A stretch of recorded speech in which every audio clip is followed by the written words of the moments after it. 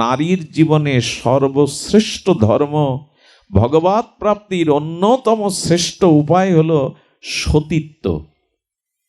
পাতিব্রতা ধর্ম নারীর সর্বশ্রেষ্ঠ ধর্ম, সতীত্বই হলো নারীর জীবনের সর্বশ্রেষ্ঠ ধর্ম। সতী 4 প্রকার। মেয়েদের জীবনে সফলতা কোথায় জানেন? স্বামীকে যদি ভগবানমুখী করে একসাথে ভজন করা যায়, এর থেকে বড় তপস্যার কিছু নাই। স্বামীকে যদি ধর্মমুখী করে একসাথে ভজন করা যায়, সুসন্তান এমনি এমনি আসে না, এইগুলো তার সূত্র। স্বামী, এই যে স্বামী স্ত্রীর আদর্শ শুদ্ধ জীবন, এটাই সুসন্তান বা সংসার সুন্দর করার প্রথম সত্য। সেখানে স্বামীর প্রতি যেরূপ শ্রদ্ধা থাকবে, স্বামীর প্রতি যেরূপ আনুগত্য থাকবে, স্বামীর প্রতি মেয়েদের যতটুকু শ্রদ্ধা, যতটুকু অনুরাগ থাকবে, তার আচার ব্যবহারে যতটুক স্বামী ভক্তি থাকবে, শ্রদ্ধাপ্রীতি থাকবে, সে ততোধিক সুসন্তানের অধিকারিণী রূপে পরিগণিত হবে। স্বামীর প্রতি যদি টান না থাকে, স্বামীর প্রতি যদি শ্রদ্ধা না থাকে, স্বামীকে পেয়ে যদি সে জীবনে নিজেকে ধন্য মনে না করে অভিশাপ মনে করে, তাহলে কিন্তু সেখানে সুসন্তান আসবে না। ধন্য মনে করতে হবে। সুসন্তানের দিকে আজ বড় দৃষ্টি দিতে হবে। পরিবারের একজন আদর্শবান চরিত্রবান সন্তানের সাধনা রূপে দেখতে হবে আজ। এটি বড় প্রয়োজন সংসারে। মেয়েদের জীবনে সফলতা কোথায় জানেন? স্বামীকে যদি ভগবানমুখী করে একসাথে ভজন করা যায়, এর থেকে বড় তপস্যার কিছু নাই। স্বামীকে যদি ধর্মমুখী করে একসাথে ভজন করা যায়, সুসন্তান এমনি এমনি আসে না, এইগুলো তার সূত্র। স্বামী অতি মোহ, সন্তান পালন করতে গিয়ে যে পিতামাতা অতি মোহগ্রস্ত হয়ে যায়, তারা সন্তানকে পালন করতে পারবে না। আজ কি দুর্দশা হয়েছে, শিক্ষক ও ছাত্রকে মারতে পারবে না শাসন করতে। এগুলো খুব ভালো জিনিস না। আমার সন্তানকে মারলো বলে মিটিং ডাকবো, কেন মারলে, এরকম আদর ভালো না। আর এই শিক্ষকের গুরুজনের শাসন যারা পায়নি, এরা মানুষ হতে পারবে না। গর্বে ধারণ করতে হবে, কিরূপ সাধনা করতে হবে, কেমন করে আদর্শ সন্তানকে গর্বে ধারণ করা যাবে, কোন সময়ে জন্ম হলে, কোন তিথিতে জন্ম হলে, কোন ভাবের দ্বারা জন্ম হলে সে সুসন্তান হবে, আদৌ তার সাধনা চেষ্টা নাই। কামের দ্বারা যারা জন্ম নিচ্ছে তারা দুর্যোধনের মতো হচ্ছে। যে বর্তমান সময়ে সব থেকে কঠিন কাজ বিমান তৈরি করা এবং বোমা তৈরি করা, প্রযুক্তির দ্বারা সেই মহাকাশে যাওয়া, সমুদ্রের তলদেশ থেকে খনিজ সম্পদ আবিষ্কার করা, এগুলি কঠিন নয়। কঠিন হলেও এগুলি মানুষ আয়ত্তধীন করেছে। কিন্তু বর্তমানে কঠিন হলো আমাদের ঘরের সন্তানরা যারা এই জগতে আমাদের সন্তান রূপে এই জগতে আসছে, তাদেরকে আদর্শবান ধার্মিক করে চরিত্রবান করে গড়ে তোলাই এখন খুব কঠিন হয়ে পড়েছে। টাকা রোজগার করা, গাড়ি বাড়ি করা, সম্পত্তি করা অনেকের পক্ষে সম্ভব, কিন্তু একজন সৎ চরিত্রবান আদর্শবান সন্তান সৃষ্টি করা এবং তাকে গড়ে তোলা, এর থেকে কঠিন কাজ আর কিছু নাই। এবং বংশে যদি একটি সুসন্তান পান, সে কন্যা হোক পুত্র হোক, যদি সুসন্তান হয়, চরিত্রবান হয়, আদর্শবান হয়, পর উপকারী এবং সদাচার সম্পন্ন ধার্মিক সে যদি হয়, এর থেকে বড় প্রাপ্তি সংসারে আর কিছু নাই।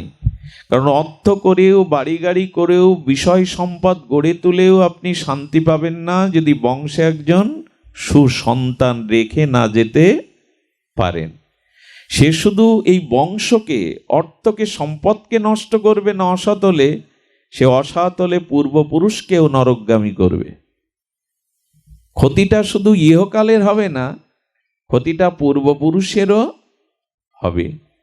এই জন্য এই জগতে ভগবানের কাছে যদি কিছু চাইতেই হয়, তবে চাওয়ার বস্তু এটাই, প্রভু সংসার রচনা করেছ তুমি, এই দেহ দিয়েছ তুমি, এই সংসারে যেন, এই পরিবারে যেন আমরা একজন আদর্শ ধর্মজ্ঞ এবং শিষ্টাচার সম্পন্ন শুদ্ধ আদর্শবান ধার্মিক ভক্ত সন্তান রেখে যেতে পারি।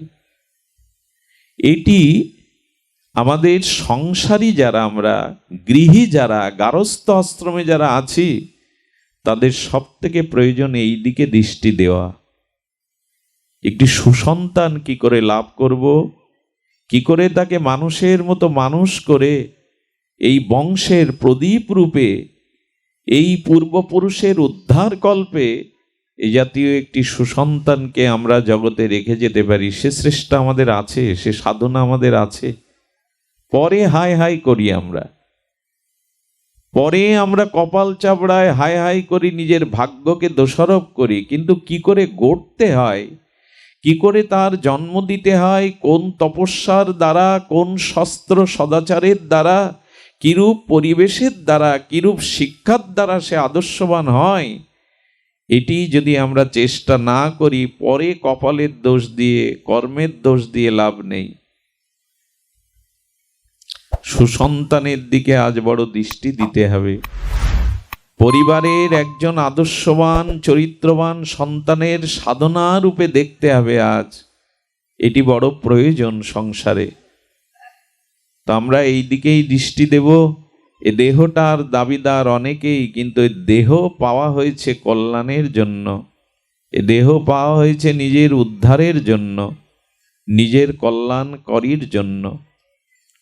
প্রথমত বলবো যে সংসারে সন্তান, সুসন্তানের প্রধান সত্যই হলো আদর্শ দাম্পত্য জীবন, স্বামী স্ত্রীর জীবন পবিত্র করা।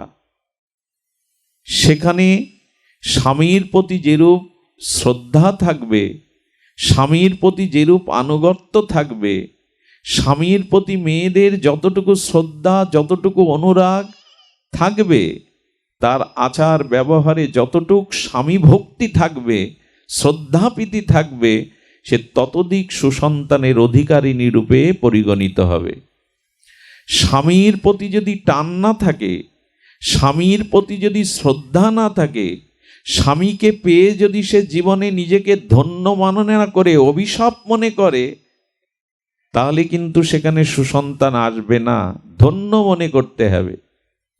এবং সেই স্বামীর প্রতি যে শ্রদ্ধা, স্বামীর প্রতি যে আনুগত্য, স্বামীজিকে যে দেবতার আসনে বসাবো, ততপরি স্বামীকেও সৎ চরিত্রবান, সৎ গুণবান, মর্যাদাবান হতে হবে। শুরুটা ওখানেই।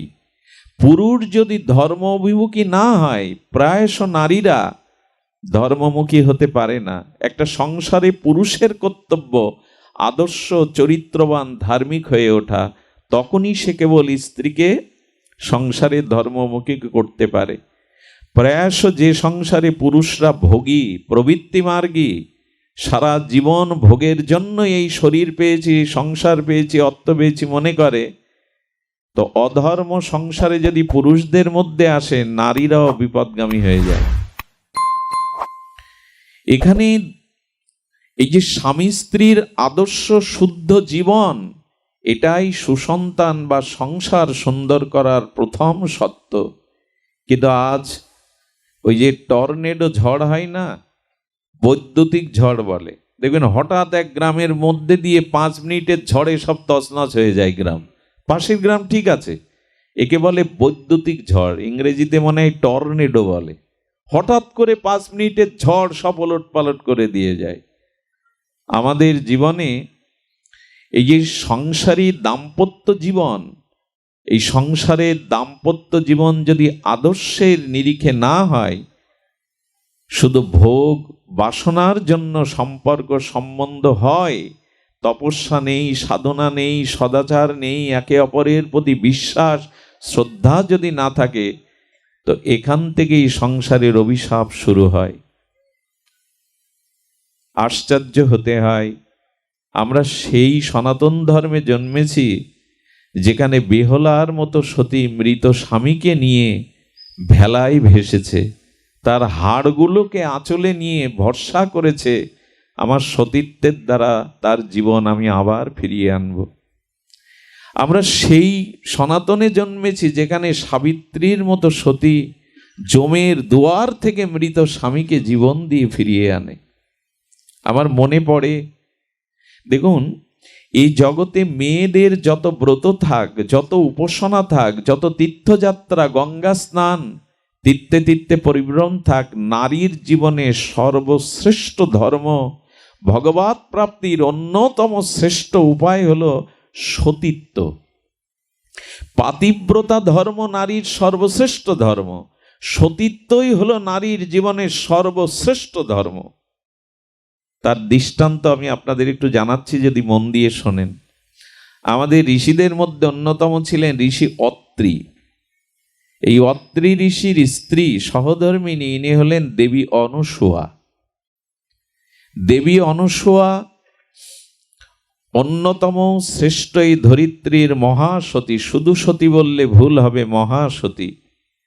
দেখুন, মানুষ এই যে গঙ্গা স্নান করতে যায়, গঙ্গা স্নানে পতিত পাবনী গঙ্গা, সদ্য পাতক নাশিনী গঙ্গা, হরির চরণশ্চ্যুতা গঙ্গা আমাদের পাপ নেয়। যদি গঙ্গার প্রতি শ্রদ্ধা থাকে, গঙ্গার প্রতি যদি আমাদের নিষ্ঠা শ্রদ্ধা থাকে, বিশ্বাস থাকে, তবু গঙ্গায় স্নান করলে পাপ দূর হয়, এটা সত্য। কিন্তু এই যে কলিহত জীব আমরা মার গঙ্গার বুকে আমাদের পাপগুলো ধুয়ে রেখে আসলাম, এই পাপগুলো যে গঙ্গায় থেকে গেল, গঙ্গাই পাপগুলোকে কি করে শোধন করবে? গঙ্গা বলছেন আমাতে যে পাপ রেখে যায় জীব, এই পাপ আমি কি করে শোধন করব? গঙ্গা দেবী তখন এই পাপ শোধনের জন্য গেলেন কোথায় জানেন? মাতা পার্বতী, জগৎমাতা লক্ষ্মী কমলা দেবী এবং ব্রহ্মার ঘরণী দেবী সরস্বতী, তিনজনকে একত্রিত করে বললেন, মা, আমার বুকে কলির জীব যে পাপ রেখে এসছে, এই পাপকে আমি কি করে, এই মলিনতাকে কি করে আমি শুদ্ধ হব, উপায় বলে দাও। তো মাতা পার্বতী, মাতা লক্ষ্মী এবং মাতা সরস্বতী যখন তাকে কি করে পবিত্র হবে এই জ্ঞান দিতে যাবে, উপদেশ দিতে যাবে, সেই মধ্যে দেবশ্রীপাদ নারদ মাধব মাধব নারায়ণ বলে উপস্থিত। বলেন, মা, তুমি তো ধরিত্রীতে বহমান, তো তুমি ওই স্বর্গে বৈকুণ্ঠে কেন এসছো, কৈলাসে কেন এসছো? ওই পৃথিবীতে এমন একজন সতী আছে, তুমি তার শরণাপন্ন হলে, তার আশীর্বাদ পেলে তোমার সমস্ত পাপ দূরীভূত হবে, তোমার তো বৈকুণ্ঠে কৈলাসে আসার প্রয়োজন নেই। তখন মা গঙ্গা বললেন, কে তিনি? বললেন, দেবী অনুসূয়া, তার কাছে যাও। একটা অনুরোধ করি, কোনো রমণী বা কোনো মায়েদের সামনে অন্য কোনো মায়ের প্রশংসা করবেন না। কোনো নারীর সামনে অন্য কোনো নারীর যদি প্রশংসা করেন, সহজে মায়েরা মেনে নিতে পারে না। মায়েদের একটা দুর্বলতা আছে। তো যখন যখন সরস্বতী, পার্বতী, লক্ষ্মী এই কথা শুনলো, তাদের অভিমানে কিছুটা আঘাত লাগলো। কি, আমরা সতী শিরোমণি, আমাদের থেকে কিনা নারদ পাঠিয়ে দিচ্ছে জগতের কোন অনুসূয়া সতীর কাছে, সে আমাদের থেকে মহাসতী। ওই যে মায়েদের সামনে অন্য মায়েদের একটু প্রশংসা করলে তো খারাপ লাগবে। তো ওরা কুপিত হয়ে গেল। কুপিত হওয়ার জন্য তখন তারা কি করেছে জানেন? ওই অত্রি ঋষির আশ্রমের পাশে যেসব সরোবর ছিল, জলাশয় ছিল, ঋষিমুনি যেখান থেকে জল নিতেন, ওগুলো শুকিয়ে দিল। লক্ষ্মী দেবী, পার্বতী দেবী, সরস্বতী দেবী মিলে জল ওখান থেকে তুলে নিল। এখন অত্রি ঋষি সমাধিস্থ, ধ্যানস্থ, একটু যখন বাইরের ধ্যান থেকে ভগ্ন হলো, বলছে জল নিয়ে আসো। কোমণ্ডলটা এগিয়ে দিলে দেবী অনুসূয়া একবারও বললেন না যে গৃহে বা আশেপাশে জল। এই দেখুন, স্বামীর কোনো কথা প্রথমত কোনো স্ত্রী লঙ্ঘন বা তর্ক করতে চায় না। জল নেই উনি জানেন, উনি তো সমাধিতে, উনি ধ্যানে আছেন, কিন্তু পাত্রটা নিয়ে বলছেন আমি ব্যবস্থা করছি। না বলবে না, না বলবে না তারা। দেখবেন সংসারে নারীদের উচিত হলো যতক্ষণ যতটুকু সামর্থ্য আছে, না কথাটা সামর্থ্য যতটুকু আছে। আমি একবার ভিজতে ভিজতে এক জায়গায় পাঠে গিয়ে আমি পুরোটাই ভিজে গেছে, তারা অত্যন্ত দরিদ্র। আমি চেয়ে বসছি, মা তোমার ঘরে কোনো ধুতি আছে? হঠাৎ চিন্তা করেই বললেন, বাবা আছে, আমি এনে দিচ্ছি। যেটা এনে দিল সেটা ধুতি না, মায়েদের সাদা পেড়ে একটা শাড়ি। কিন্তু বললেন না যে আমার ঘরে বস্ত্র। আমি ভিজে দেখছে সেই শ্বেত বস্ত্র পরেই পাঠ করলাম। চিন্তা করলাম ইনি সাধারণ নয়, না দূরদৃষ্টি অনেক। সব কথাতেই না বলা, তর্ক সৃষ্টি করা, এটা জীবনকে বিষময় করে তোলে। উনি জল নিয়ে তখন গঙ্গাকে স্মরণ করছে, মা পতিদেবতা জল চেয়েছে, একটা করুণা করো, উপায় করো। আর গঙ্গাও তো আসছিলেন ওই সময় দেবী অনুসূয়ার দর্শনের জন্য। যেই গঙ্গাকে দেখেছে বলে, মা আমি তো আপনার কাছে আসছি। গঙ্গাকে পেয়ে বুকে জড়িয়ে ধরে বলছে, মা জল নাই, কেন জানি না এখান থেকে জল তত্ত্বই এখান থেকে উঠে গেছে, জল নাই। বললেন, মা সামনে ঝর্ণা আছে, আমি ওদিকে দৃষ্টিপাত করছি, ওইখান থেকেই ঝরো ঝরো জল পড়বে, জলটা নিয়ে মণিকে দিন। দেখুন, সৎ কোনো উদ্দেশ্যে যদি আপনি পথে বেরোন, উপায় একটা হবেই হবে। আগের থেকেই যদি না বলে দেন, আগের থেকেই যদি না বলে দেন, চেষ্টা কিছু, পথে তো বেরোন, পথে বের হন। অনেকের মনে ইচ্ছা করে আমি একটা ভাগবত অনুষ্ঠান দেব, ধর্মীয় অনুষ্ঠান দেব, কিন্তু আমার অর্থ নেই। একবার পথে বেরোন, একবার সৎ সংকল্প নিয়ে সংকল্প করুন। কোনো মহৎ কাজ কখনো বেঁধে থাকবে না, কোনো না কোনো উপায় দৈব থেকে কৃপা হতে আপনার কাছে আসবেই। গঙ্গা বাড়ি দিলেন, আর শ্রী গঙ্গা দেবী অনুসূয়ার কাছে তিনি কিছুক্ষণ বসে যখন তাদের মধ্যে আলোচনা হলো, আর এই সতীর দর্শনে, সতীর স্পর্শনে, আর দেবীরূপী গঙ্গার ভেতর থেকে কলিযুগের যে জীব আমরা পাপ রেখে আসি, সেটি এই সতীর দর্শনে, সতীর স্পর্শনে গঙ্গা রেখে যাওয়া আমাদের পাপ মলিনতা দূরীভূত হয়ে গেল। গঙ্গা ধন্য ধন্য করে মাকে প্রণাম করে চলে গেলেন, কিন্তু পিছনে ছাড়ল না। দেখুন, মায়েদের মধ্যে নারী জাতি আর এক নারী জাতির প্রতি প্রতিহিংসা পরায়ণ খুব বেশি হয়। প্রতিহিংসাটা ওখানে খুব বেশি হয়। সরস্বতী এবং পার্বতী এবং লক্ষ্মী দেবীর মাথার ঠিক নেই। সতীত্বর উপাধি জগতের একজন নিয়ে নেবে আমরা থাকতে, আমরা পরীক্ষা করবো, এমনি এমনি ছাড়বো না। আরে জল তো পেয়ে গেল গঙ্গার, এবার পরীক্ষা কি করবে জানেন? ভোলানাথকে ডেকেছেন পার্বতী, লক্ষ্মী দেবী নারায়ণকে ডেকেছেন, সরস্বতী ব্রহ্মাকে ডেকেছেন, যাও আমরা সতী থাকতেই জগতের একজন মহাসতীর উপাধি পাবে, এ আমরা সহ্য করতে পারছি না। তবে যদি সত্যিই মহাসতী হয়, ওকে পরীক্ষা দিতে হবে, যাও। কাকে কাকে পাঠাচ্ছেন? ভগবান শঙ্করকে, ব্রহ্মাকে এবং বিষ্ণুকে। আপনারা পরীক্ষা করে আসুন সে মহাসতী কি করে হয়। তিনজন বিবস্ত্র হয়ে, ব্রহ্মা, ভগবান বিষ্ণু এবং ভগবান শঙ্কর বিবস্ত্র হয়ে তারা এসে বলছেন, ভিক্ষাং দেহি।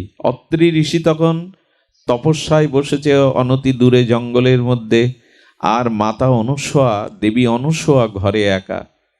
যখন ভিক্ষাং দেহি বলেছে, তাদের ভিক্ষা দেওয়ার জন্য উপস্থিত হয়েছে, তখন বলছেন যে দেখো, আমরা শুদ্ধ পবিত্র, দেহাবেশ আমাদের নাই, আমাদের দেহাবেশ নাই, তো আমরা শুদ্ধ পরমাংশ, আমাদেরও ভিক্ষা দিতে গেলে, সেবা দিতে গেলে তোমাকেও শুদ্ধতার পরিচয় দিতে হবে, দেহে কোনো বসন রাখলে হবে না। কত বড় পরীক্ষা বলুন তো। ঘরে গিয়ে স্বামীকে স্মরণ করছেন, উপায় বলুন, কৃপা করুন, শক্তি সঞ্চারিত করুন, আমাকে সুবুদ্ধি দিন।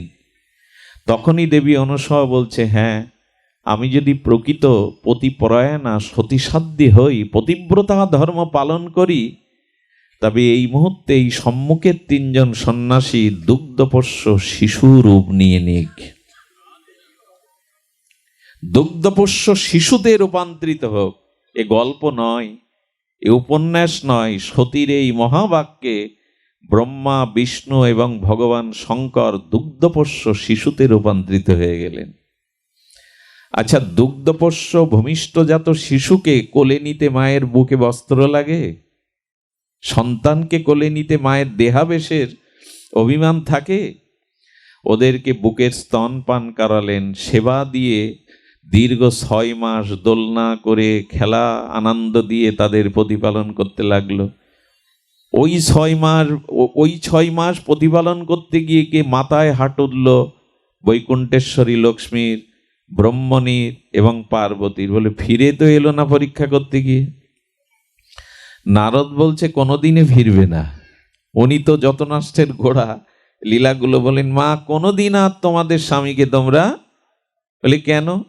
বলো যার পরীক্ষা করতে পাঠিয়েছ পালে সে যদি করুণা করে পেতে পারো, নাহলে এ জীবনে আর পাবে না, চলে যাও। 3 জন রমণী বেশ ধরে, কন্যার বেশ ধরে এসে মাকে প্রণাম করেছে। বললেন, মা 6 মাস আগে 3 জন তোমার দুয়ারে পরীক্ষার জন্য এসেছিল, আমাদেরই পতি তারা কোথায়? বলে, ও তাদের দেখতে এসেছো মেয়ে, ওই দেখো দোলনায় শোয়ানো রয়েছে, যাও। গিয়ে দেখছে যে 3 জন শিশুরূপে সতীর মহিমা দেখুন, 3 জন দোলনায় শায়িত। চেয়ে চেয়ে বলছে, তোমরা তো সর্বশক্তিমান, তোমরা তো ঈশ্বর, নিজেদের রূপ বদলাতে পারছ না। বলেন, সতীর আজ্ঞার বাইরে ভগবান হলেও আমাদের যাওয়ার শক্তি নাই। সতীকে কি রূপে দেখেছে আমাদের শাস্ত্রগণ দেখুন, তার আজ্ঞার বাইরে যাওয়ার আমাদের সাধ্য নাই। শাস্ত্রে এমনও বলা আছে, যেখানে একজন সতী বাস করে না, ওখানে অনাবৃষ্টি, ফসলহানি, দুর্ভিক্ষ আসে না। যে মাটিতে একজন সতী দাঁড়িয়ে থাকে, ঈশ্বর ওই মাটিটাকেও ধ্বংস করতে চান না, করেন না। এত মহিমা এই সতীত্বের। তো সেখানে কি ঘটেছে, যখন বলছে না তোমরা ওনাদের চরণে নিবেদন করো, লক্ষ্মী এবং আমাদের সরস্বতী মাতা পার্বতী স্বরূপে প্রকাশ হয়ে মায়ের চরণে পড়ে কাঁদছে, বলছেন, মা ওরা আমাদের প্রতিদেবতা, ফিরিয়ে দাও আমাদের কোলে। মা এসেছিল তোমাকে পরীক্ষা করতে, আমরাই পরীক্ষার জন্য পাঠিয়েছিলাম, কিন্তু মা দেখলাম সত্যিই তুমি মহাসতী, জগৎ পূজিতা, ফিরিয়ে দাও। তো সেই স্বামীদেরকে উনি আবার ওনার প্রতিজ্ঞা তুলে নিয়ে ব্রহ্মা রূপে, বিষ্ণু রূপে, ভগবান শঙ্কর রূপে ফিরিয়ে দিলেন। যখন চলে যাচ্ছে তখন বলছে, দাঁড়াও ভগবান, আমি যে 6 মাস তোমাদের পালন করলাম, মায়ের স্নেহ জানালাম, এখানে বনে ঋষিরা জানলো আমার 3 সন্তান তোমরা, এখন তোমরা বিদায় নিলে আমি ওদের কি জবাব দেব, তারা কোথায় গেল? উপায় তো একটা করবে। তখনই প্রসন্ন হয়ে এই সতীর কোলে ভগবান নিজে সন্তান হওয়ার জন্য বললেন, মা শঙ্কর বললেন, আমার অংশ থেকে তোমার গর্ভে জন্মাবে দুর্বাসা ঋষি। ভগবান বিষ্ণু বললেন, আমার অংশ থেকে তোমার গর্ভে আসবে ভগবান দত্তাত্রেয়। এবং ব্রহ্মার আশীর্বাদে আর এক ঋষি রূপে 3 সন্তান দেবী অনুসয়া পেয়েছিলেন। আশ্চর্য হতে হয়। এই জন্য যে গৃহে একজন সতী সাধ্বী, স্বামী পরায়ণা, স্বামী দুঃখে দুঃখী, স্বামী সুখে সুখী, স্বামী ছাড়া অন্য কোনো পুরুষের কল্পনাও যে মনে আনে না, এ জাতীয় সতী যেখানে আছে, সেখানে দেবদেবীও সেই দুয়ারে গিয়ে আশীর্বাদ করে আসে, দেবদেবীরও স্থান সেখানে হয়। এই জন্য সুসন্তানের প্রথম সত্য হলো নিজের সতীত্ব শক্তিটাকে, নিজের সতীত্বটাকে অটুট করা। এগুলি ভাববার দরকার, নতুন করে আমাদের চিন্তা আসা দরকার। তো এই দেবী অনুসয়ার কাছে মা সীতা যখন বনবাসে যায় না, মা সীতাও গিয়েছিলেন। ঋষি অত্রির আশ্রমে যখন গেলেন, সীতাকে বলছেন, রঘুপতি রামচন্দ্র যাও মহাসতী মা দেবী অনুসয়ার উপদেশ নিয়ে এসো। চিন্তা করতে পারেন, জগৎলক্ষ্মী মা জানকী তাকে পাঠাচ্ছেন সতীর কাছে উপদেশ নিতে, সীতাকে। এই জগতের একজন মহাসতীর মহিমা দেখুন, স্বয়ং ভগবান ঋষির কাছে গেছেন, সীতাকে পাঠাচ্ছেন, যাও এই মহাসতীর আশীর্বাদ নিয়ে এসো। সীতা গিয়ে প্রণাম করলেন, জড়িয়ে ধরলেন দেবী অনুসয়া, বাছারে স্বামীর জন্য বনবাসে এসেছি, সে থেকে বড় ধর্ম আর কি হতে পারে? কি মহিমা ছিল আমাদের ধর্মের। মা জানকী তিনি জনক রাজার কন্যা মিথিলার অধিপতি রাজা হয়েও যিনি ঋষি, যেতে পারতেন না পিত্রালয়ে। স্বামীর বনবাস হয়েছে, তিনি যেতে পারতেন না পিত্রালয়ে। দশরথ সুমন্তকে বলে দিল, আমার রাম যদি বনবাস থেকে নাও ফেরে, সীতাকে নিয়ে এসো, তাহলে আমি প্রাণে বাঁচব, কারণ রাম সীতা আমার কাছে অভিন্ন। সীতা এলো, আসেনি। এই যে স্বামীর দুঃখকে দুঃখরূপে বরণ করে নেওয়া, এটা সতীর সহধর্মিনী মানেই তো তোমার সব কিছুকেই আমি উজাড় করে নেব। সীতা এক কাপড়েই বেরিয়েছিলেন। যে চরণ কুসুম দিলেও যে চরণ বাজে, সেই কমল চরণ নগ্ন পায়ে সীতা বনবাসে চলেছেন। নিয়ে গিয়েছিল এক কাপড়ে। সন্ন্যাসী হতে গেলে, বৈরাগ্য নিতে গেলে কাপড় দুটো নেয়নি। দেবী অনসূয়া সীতাকে উপহার স্বরূপ একটা কাপড় দিয়েছিলেন, বস্ত্র। কি বলেছিলেন জানেন? 14টা বছর এই কাপড় পরিধান করলে মলিন হবে না, নষ্ট হবে না, এই দিব্য বস্ত্র আমি তোমাকে দিলাম। সতীর হাতের কোনো দ্রব্য, সে দ্রব্য চিন্ময় হয়। এই বস্ত্র মলিন হবে না, অপবিত্র হবে না। সীতামা দেবী অনুসূয়ার চরণে বলেছিলেন, মা, সতীত্বের উপদেশ আমায় দাও। পাতিব্রতা ধর্ম কাকে বলে, সতী কাকে বলে? খুব ধ্যান দিয়ে শুনুন, বিশেষ করে মায়েদের অনুরোধ করছি করজোরে শুনতে। সেদিন দেবী অনুসূয়া 4 প্রকারের সতীর বর্ণনা করেছিলেন। সতী 4 প্রকার। তো উনি বর্ণনা করছেন যে প্রথম শ্রেষ্ঠ অদ্বিতীয়া সতী কারা? যারা নিজের পতি ছাড়া পৃথিবীতে অন্য কোনো পুরুষ আছে এই জ্ঞান করে না। একমাত্র আমার পতিই হলো পুরুষ, জগতে আর অন্য কোনো পুরুষের নাই, এই ভাবনা তারা, এরা মহাসতী। আমরা অত স্তরে যেতে পারবো না। দ্বিতীয় স্তরের সতী হলো যারা নিজের প্রতি পুরুষ জেনেও এটুকু জানে জগতে অন্য পুরুষও আছে, কিন্তু আমার পতি ছাড়া জগতের অন্য পুরুষ আমার কাছে পিতা এবং সন্তানের মতো। এরা দ্বিতীয় স্তরের সতী। বুঝতে পারছেন?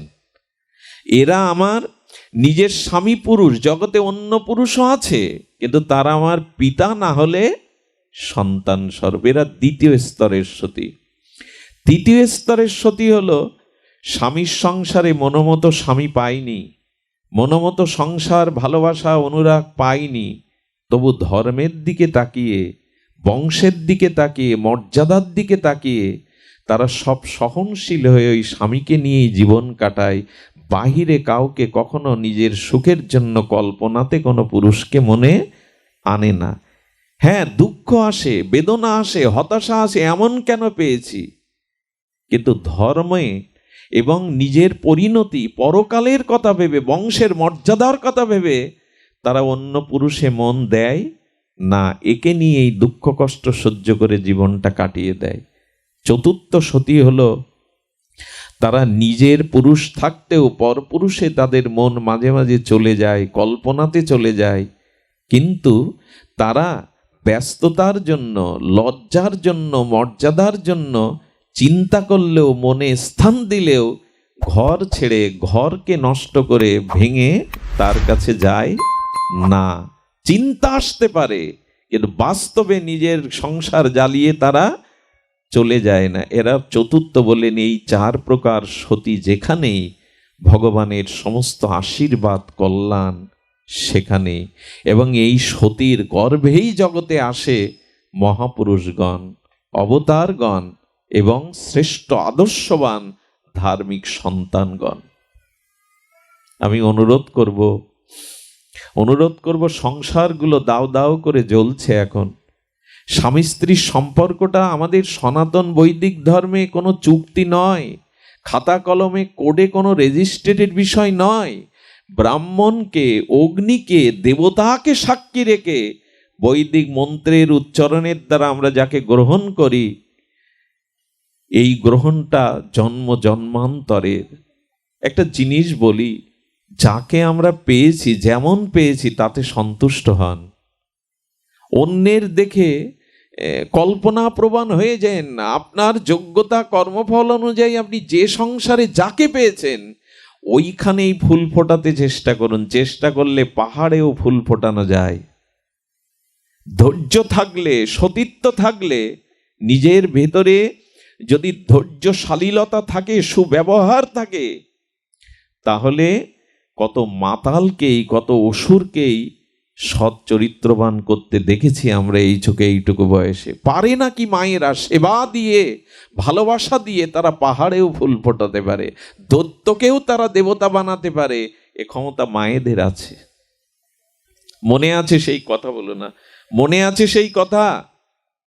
আরে এক স্বামী জুয়াখোর, মদখোর, স্ত্রী মানে সে সতী সাধ্বী রমণী, স্বামীর কাজে উপদেশ দিয়েও বাধা দিয়েও যখন তাকে আটকাতে পারল না, তখন তাকে ছেড়ে দিল ভাগ্যের হাতে।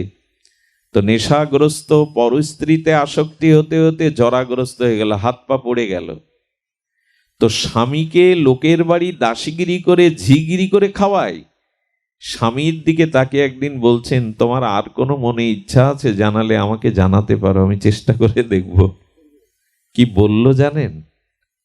কারণ মানুষের শরীর বিদ্ধ হয়, মন বা বাসনা বা কামনা বিদ্যা। দেখবেন মরার সময় আমাদের শরীর শিথিল হয়ে আসে, চোখে দেখতে পায় না, সমস্ত ইন্দ্রিয়গুলো তাদের কার্যকারী ক্ষমতা হারিয়ে ফেলে, অবশ হয়ে যায় শরীর। কিন্তু মন বিদ্ধ, মনে কোনো রোগ আসে না। মন তখন বলবতী হয়ে সারা জীবনের স্মৃতিগুলো মনে করতে পারে। কামনা কখনো বিদ্ধ হয়? বাসনা কখনো বিদ্ধ হয়?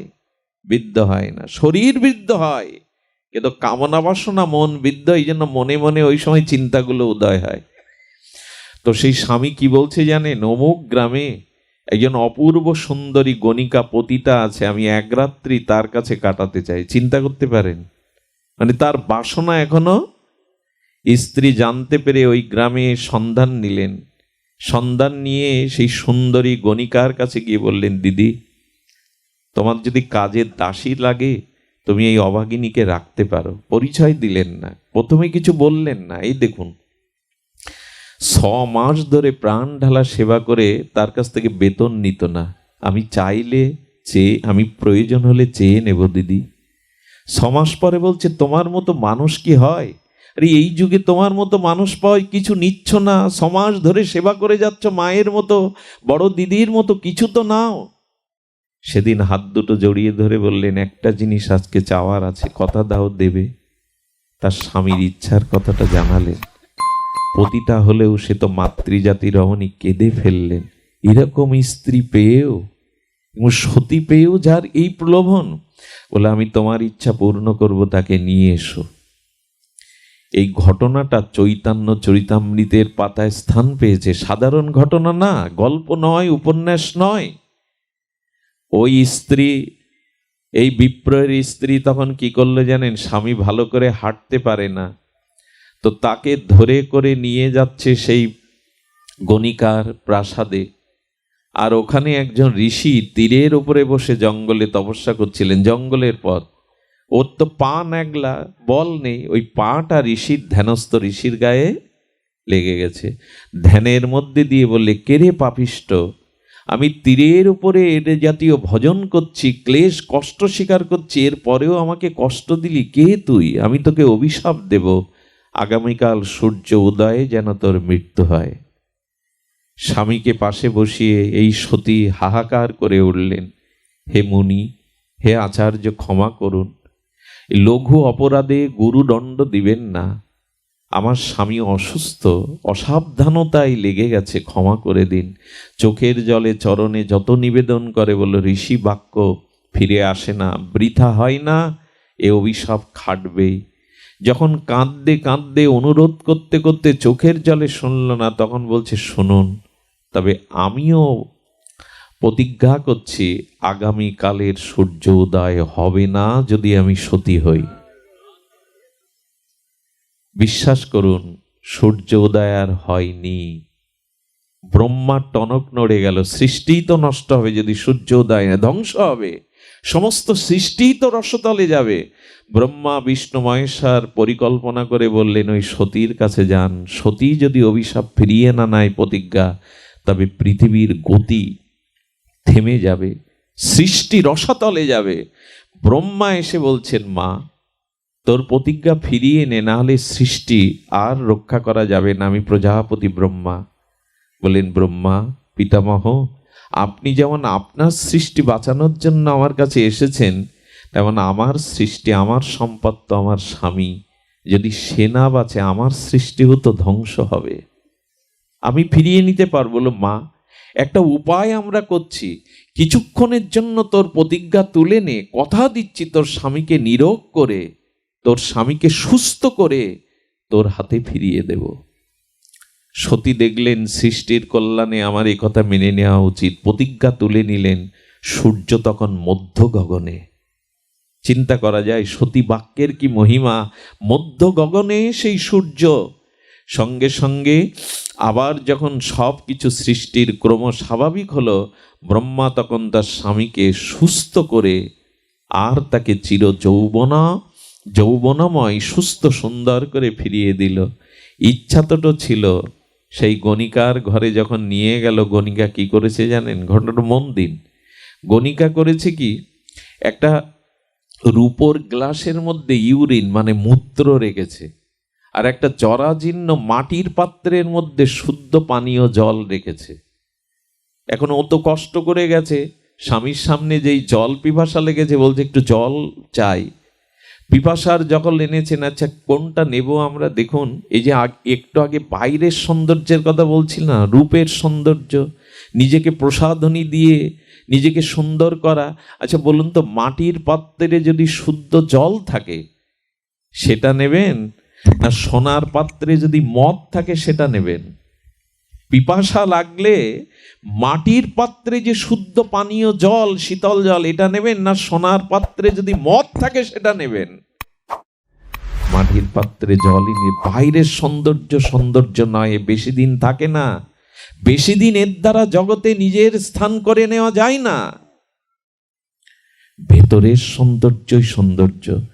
বৃন্দাবনে গিয়ে দেখেছি, যারা 30-40 বছর কোনো মায়েরা ওখানে ভজন করছে, তাদের দিকে তাকানো যায় না, তাদের জ্যোতিতে দেখলেই মাথাটা নত হয়ে যায় তাদের চরণে। কি তাদের ভেতরের শুদ্ধতা, নাম ভজনের তেজ তাদের মধ্যে। সৌন্দর্য কি বাইরে হয়? বাইরে হয় না। নিজের ভেতরটা যদি মর্যাদা, গুরুজনকে যারা শ্রদ্ধা করে, যারা জগতে অন্যের অকল্যাণ চিন্তা করে না, অসৎ চিন্তা করে না, ভগবানের নাম রূপ লীলা ভাবনা করে, তাদের ভেতরের সৌন্দর্যটা বাইরে ঠিকরে আসে জ্যোতিরূপে। দেখলেই মাথা নত হয়, দেখলেই তাদের মা বলতে ইচ্ছা করে। সৌন্দর্য বাইরে সাজিয়ে গুজিয়ে হয় না, ওগুলো মেকি, নকল দিয়ে, কপটতা দিয়ে কিছু হয় না। সৌন্দর্যটা ভেতরের। এটা আজকে আমরা ভুলে গেছি। বাইরের সৌন্দর্যে আমরা মনোমুগ্ধকার করে। ঘরে গিয়ে দেখুন, সব দেহকে সাজাবার কত কি, পায়ের নখ থেকে মাথার চুল পর্যন্ত দেহ সাজাবার সব কিছু রয়েছে, কিন্তু ভেতরটা সুন্দর করার কোনো প্রসাধনী ওখানে নেই। এই জন্য তো হরি কথা, এই জন্য তো সাধু সঙ্গ, এই জন্য তো গীতা ভাগবতের বাণী, এটা ভেতরকে সুন্দর করে দেয়। সেগুলি আমরা মাখতে, গ্রহণ করতে, ঘরে রাখতে চাই না। ঘরে সব প্রসাধনী, নিজেকে সাজাবার জায়গা। কিন্তু যখন গেল তখন সোনার গ্লাস ধরেছে। ওই যে সোনার গ্লাসে কি রাখার, উপর গ্লাসে ইউরিন, মূত্র। যেই ধরেছে, এই গণিকা সুন্দরী বলছে, দাঁড়াও মূর্খ, হ্যাঁ তুমি কি জানো এই রূপার গ্লাসে আছে ইউরিন, মূত্র, যেটা পানের যোগ্য না, স্পর্শের যোগ্য না, আর এই মাটির পাত্রে আছে পানীয় জল। সঙ্গে সঙ্গে ওটা ছেড়ে দিয়ে তখন জল নিতে গেছে।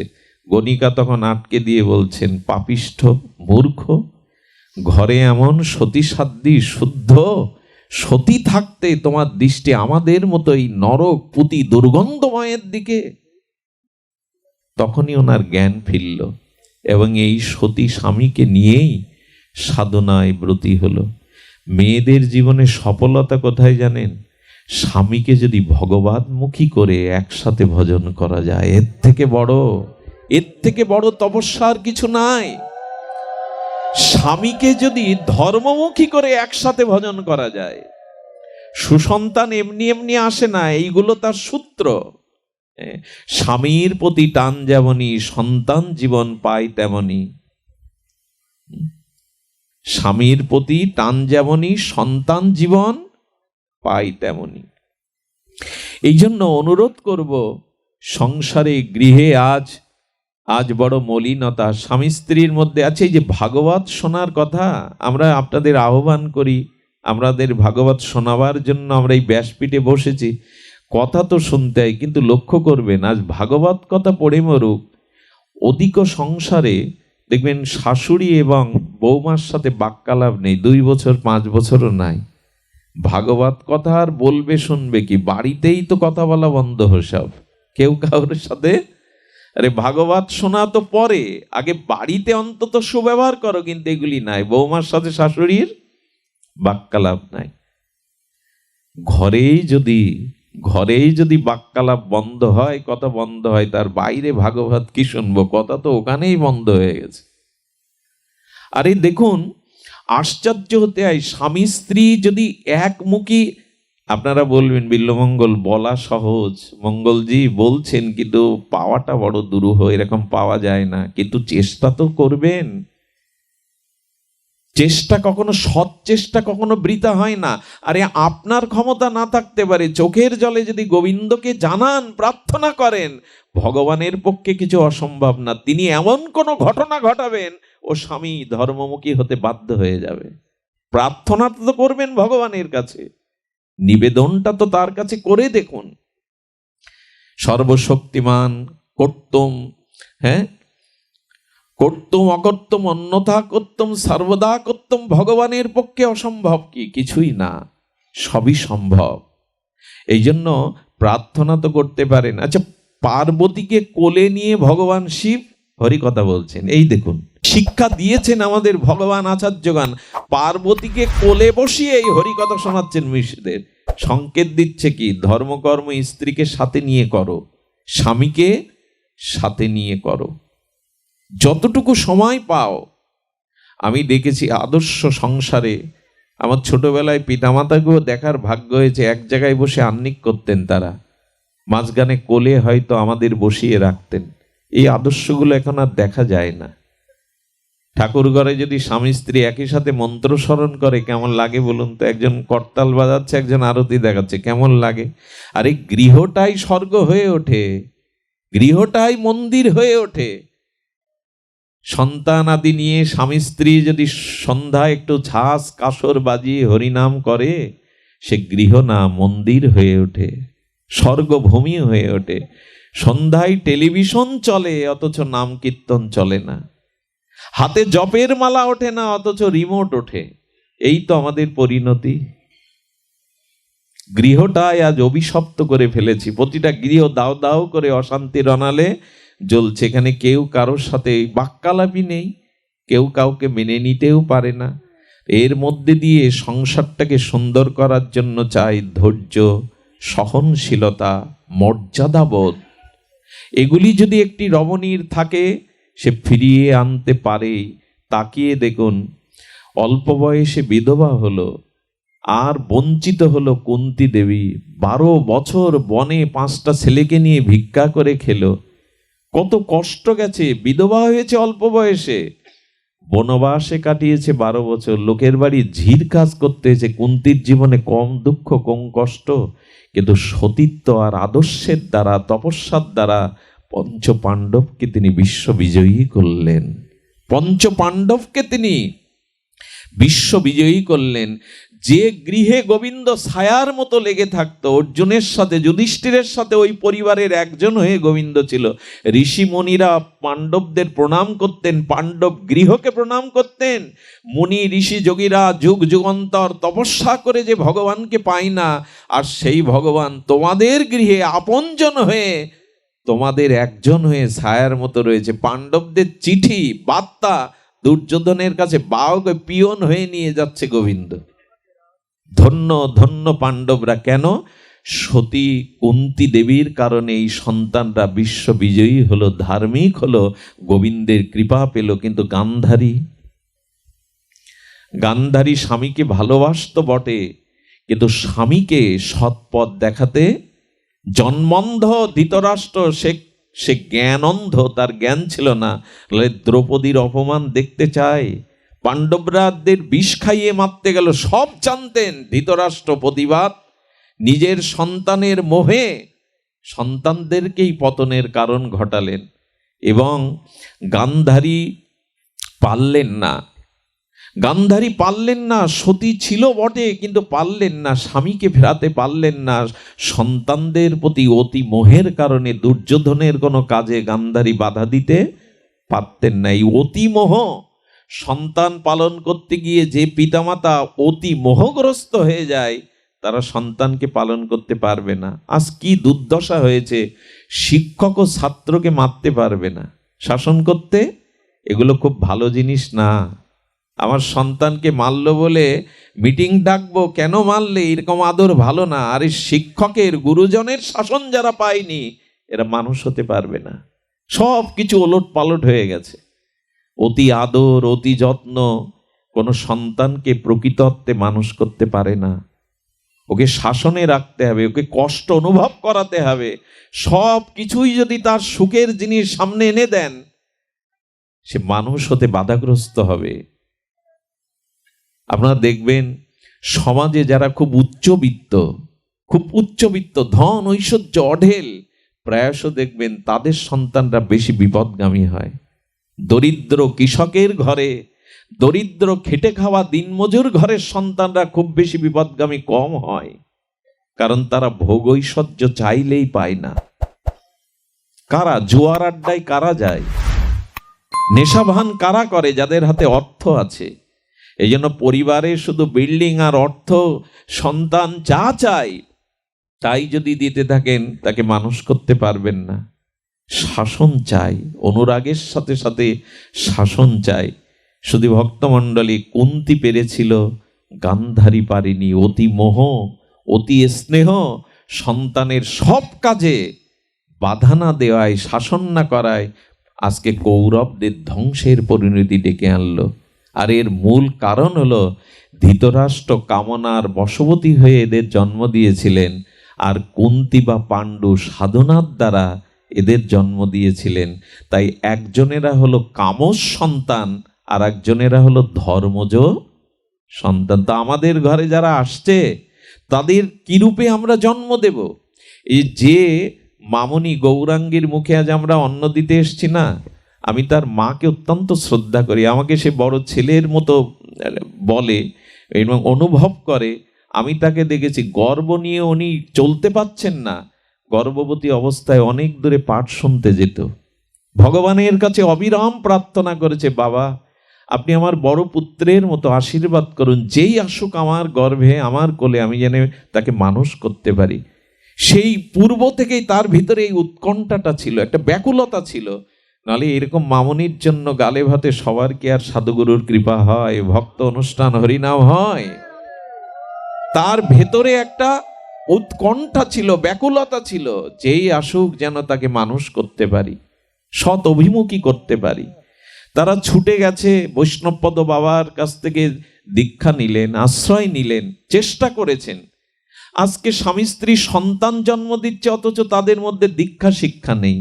কি হবে ওই সন্তান? শাস্ত্রে বলেছে, অদীক্ষিত ব্যক্তির হাতের জলও শুদ্ধ নয়। যারা ভগবান না, দেখুন এই কথাটা অহেতুক ভাববে না, এ কথাটা অযৌক্তিক ভাববে না। আমাদের নিমাই অর্থাৎ মহাপ্রভু গৌরাঙ্গ সুন্দর যখন জন্মালেন, মায়ের বুকে দুধ টেনে খাচ্ছেন না, সচিমার মায়ের বুক দুগ্ধ টেনে খাচ্ছেন না। আচ্ছা, মায়ের দুগ্ধ যদি সন্তান না খায়, মা চিন্তিত হয়ে পড়ে। অদ্বৈত আচার্যকে ডেকেছেন, আচার্য দেখেন তো আমার নিমাই কেন বুকের দুধ টেনে পাচ্ছে না? সচিমাকে ঘর থেকে বের হতে বললেন। মহাপ্রভুকে স্তব করে আচার্য বললেন, প্রভু মা কষ্ট পাচ্ছে, মায়ের দুগ্ধ কেন টেনে পাচ্ছ না?